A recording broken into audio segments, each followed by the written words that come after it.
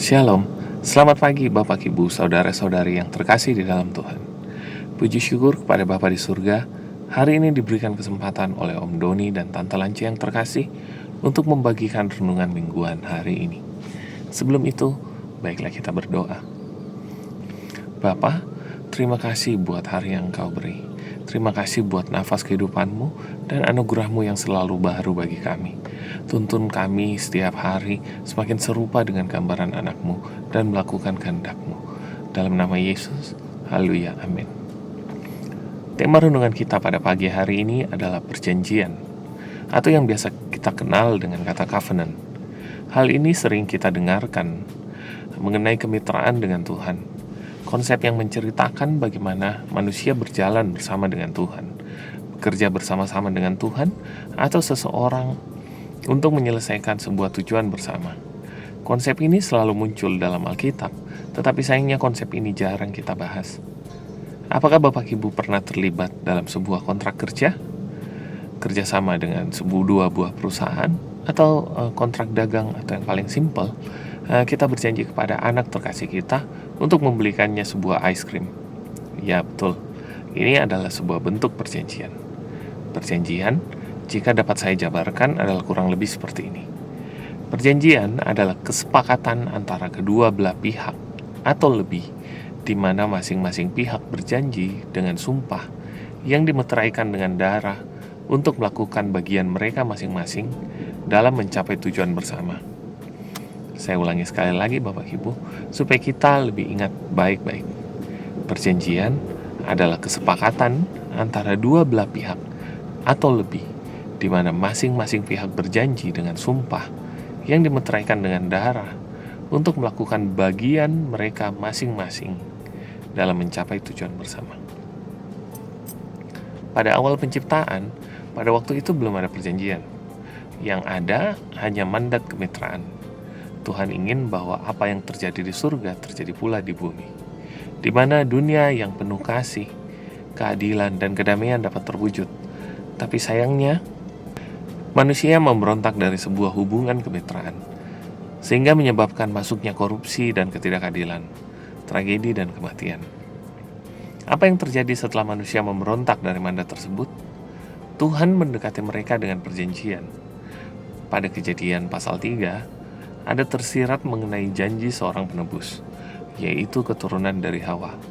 Lalu Allah membuat pakaian dari kulit binatang untuk manusia tersebut. Lalu kemudian, dalam Alkitab banyak hal yang kita temukan bahwa Tuhan berjanji di sepanjang zaman. Dia berjanji kepada Nuh untuk tidak memusnahkan bumi dengan air bah. Janji kepada Abraham untuk memberkati keturunannya, membuat keturunannya seperti bintang di langit dan pasir di laut. Bahkan janji kepada Israel mengenai berkat dan kutuk. Lalu kemudian ada janji lewat Yesus mengenai keselamatan dan hidup yang kekal. Penting sekali untuk kita mengenal perjanjian ini. Mengapa Tuhan membuat sebuah perjanjian dengan manusia? Tidak lain dan tidak bukan adalah supaya manusia mengenal Tuhan Allahnya. Allah mendekati manusia dengan perjanjian atau covenant. Sebab Allah mengetahui bahwa manusia itu terbatas, dan dia yang tidak terbatas itu mau untuk mengikat diri dengan manusia yang terbatas itu, supaya manusia itu bisa mengenal Tuhan. Bukankah di dalam Yohanes 17 ayat 3, hidup kekal atau keselamatan itu ketika kita mengenal Tuhan dan mengenal Yesus? Kita tidak bisa mengenal Tuhan hanya dengan otak dan logika kita yang kecil ini. Panjang, tinggi, dan lebarnya jalan-jalannya tidak dapat kita mengerti. Kita tidak bisa mengenal Tuhan kecuali Dia sendiri yang menyatakan dirinya kepada kita. Nah, lewat perjanjian inilah kita bisa mengenal Dia sebagai Allah Juru Selamat, Allah Penyembuh, Allah yang menyediakan, Allah Provider, Allah pahlawan peperangan, bahkan Raja Damai. Banyak hal, saudara, yang tertulis di Alkitab. Kita bisa cari di buku perjanjian tersebut, banyak sekali janji-janji Tuhan. Yang menjadi pertanyaan, apakah kita sudah mengalaminya? Apakah kita sudah merasakan pemeliharaan Tuhan dalam kehidupan kita? Apakah kita sudah disembuhkan? Atau apakah ada kedamaian dalam rumah tangga kita? Apakah kita sudah menang dari dosa? Atau apakah kita menjadi kepala dan bukan ekor? Jika iya, haleluya, puji Tuhan. Selamat Pak. Saya tahu Anda menikmati hasil dari sebuah perjanjian. Jika tidak, apakah Tuhan lalai dalam menepati janji-janjinya? Saya rasa tidak, Bapak Ibu. Tuhan tidak pernah lalai dalam menepati janjinya. Tuhan tidak pernah tidak sanggup dalam menepati janjinya. Jangan terburu-buru gegabah dalam menyimpulkan segala sesuatu. Kita harus ingat, dalam perjanjian ada komitmen dari kedua belah pihak seperti yang saya katakan tadi. Maka mari kita introspeksi hati kita masing-masing. Terkadang kita mau janji-janjinya, tapi kita tidak mau perjanjiannya. Padahal kita harus ingat, dalam setiap perjanjian ada kewajiban, ada hak, ada imbal hasil, dan juga ada konsekuensi dari prestasi. Begitu pula perjanjian yang kita temukan dalam dunia kita sehari-hari. Apakah itu dalam perjanjian hal bekerja, dalam perjanjian jual beli, dalam perjanjian kontrak dagang, semuanya ada tertulis. Ada kewajiban, ada hak, ada hasil, dan ada prestasi. Orang yang tidak mengerti soal perjanjian akan menganggap bahwa Tuhan sudah melakukan semuanya. Kita tinggal duduk santai saja. Kita tinggal terima hasil saja. Tuhan sudah melakukan semuanya, dan kita tinggal menikmatinya saja. Tidak, Bapak Ibu. Tuhan tidak bekerja dengan cara seperti itu. Kita harus selalu ingat, Bapak Ibu, dalam setiap perjanjian ada tugas-tugas yang harus kita kerjakan. Bagian Tuhan adalah menyampaikan kehendak-Nya. Bagian kita adalah menaati kehendak-Nya. Ada kewajiban, baru setelah itu ada hak kita. Perjanjian bukanlah perjanjian gampangan. Dalam memasuki tanah perjanjian, tidak gampang, Pak. Tuhan memang menjanjikan tanah yang berlimpah susu dan madunya. Tetapi, Yosua dan bangsa Israel disuruh untuk bertempur. Mereka masing-masing harus merebut tanah warisan mereka. Tetapi jaminan dari Tuhan bahwa 100% mereka akan memperoleh kemenangan, asalkan mereka tidak berubah setia kepada Tuhan. Nah, dalam setiap perkara ada bagian kita yang harus kita kerjakan. Apakah yang Tuhan janjikan dalam kehidupan kita? Jadi kepala bukan ekor, diberkati limpah rahmat, keturunan kita menjadi orang-orang yang kuat.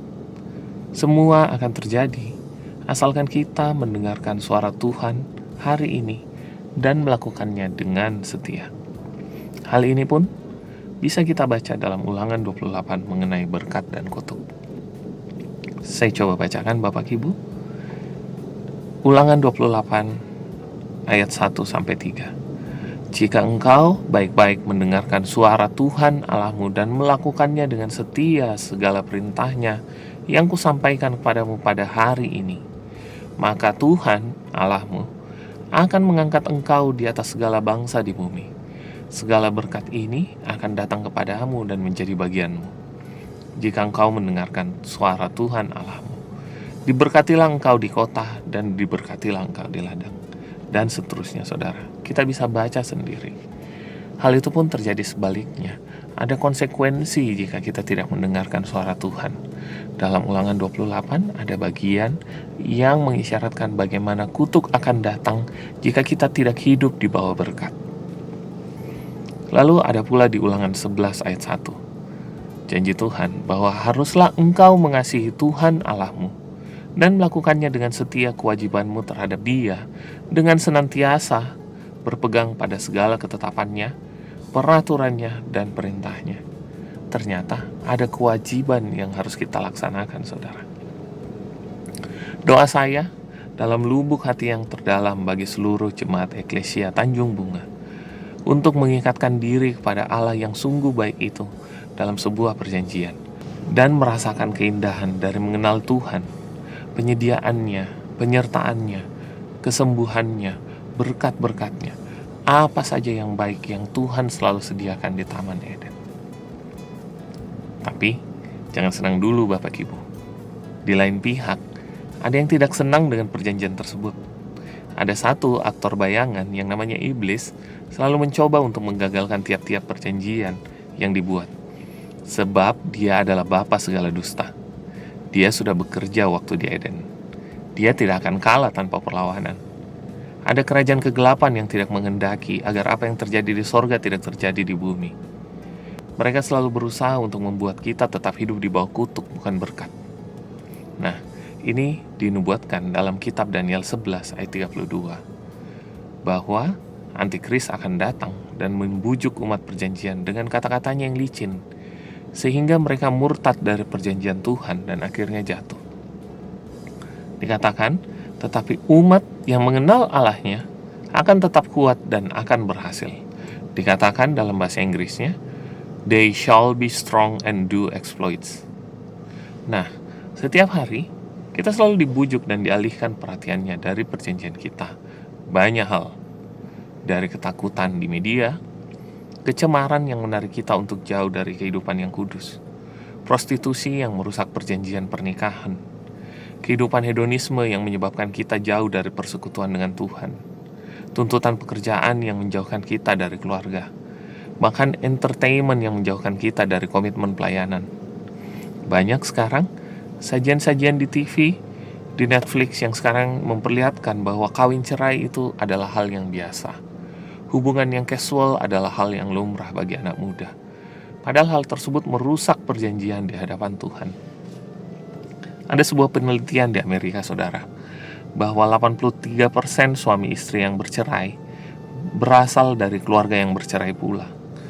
Kita harus tahu konsekuensinya, bahwa ketika kita tidak bisa menghargai sebuah perjanjian di hadapan Tuhan, maka anak-anak kita juga akan menganggap enteng sebuah perjanjian tersebut. Maka pandangan mereka juga terhadap perjanjian dengan Allah menjadi rusak. Anak kita pula, kalau kita janji belikan es krim atau jemput pulang sekolah, harus kita tepati Bapak Ibu. Karena dari situ akan menjadi gambar mengenai hubungan mereka dengan Bapa di sorga. Apakah Bapa akan selalu menepati janjinya atau tidak? Maka jadi itu, tugas kita setiap hari bertempur dengan hal-hal tersebut. Saya tidak bilang gampang, saudara, tapi hal-hal tersebut yang harus kita gumulkan setiap hari. Mulailah menghargai perjanjian dari hal-hal yang kecil hingga hal-hal yang besar. Banyak hal yang dapat saya ceritakan dari segi perjanjian ini, tapi waktu saya tidak banyak, Bapak Ibu. Pagi ini, saya hanya akan mengembalikan pertanyaan kembali kepada Bapak, Ibu, saudara-saudari yang terkasih. Apakah kita mengenal Allah kita? Apakah kita mengenal janji-janjinya? Apakah pada saat ini kita lemah, tidak berdaya? Atau pada saat ini kita berhasil? Jangan-jangan kita tidak lagi mengenal Allah kita dan kita mulai meninggalkannya. Renungan singkat ini akan saya tutup dengan sebuah ayat dari Mazmur 119. Mazmur 119 ayat 140. Janjimu sangat teruji, dan hambamu mencintainya. Aku ini kecil dan hina, tetapi titah-titahmu tidak kulupakan. Keadilanmu adil untuk selama-lamanya, dan Tauratmu benar. Aku ditimpa kesesakan dan kesusahan, tetapi perintah-perintahmu menjadi kesukaanku. Peringatan-peringatanmu adil untuk selama-lamanya. Buatlah aku mengerti, supaya aku hidup. Semoga renungan ini memberkati kita semua. Tuhan Yesus selalu beserta dengan kita. Haleluya, amin.